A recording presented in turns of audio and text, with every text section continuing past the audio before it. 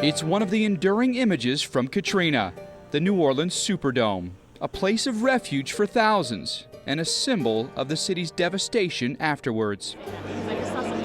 Now, 7.5 years later, the Superdome is hosting Super Bowl 47. It's first since the storm, and it's getting high praise. Since Katrina, now to look back at the stadium again, I try to look back, remember seeing the pictures and everything, because I was a freshman when that happened.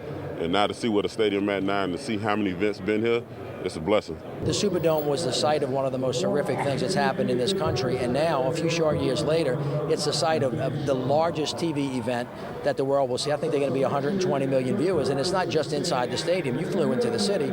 I mean, major renovations are going on. The city's reconstructing itself, and it's just a great story of resurrection and redemption.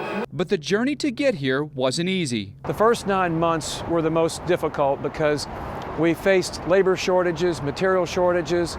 Just dealing with the scope of work was unbelievable.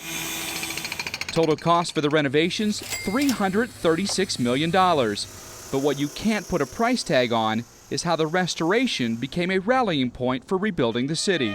So much about rebuilding after Katrina was confidence.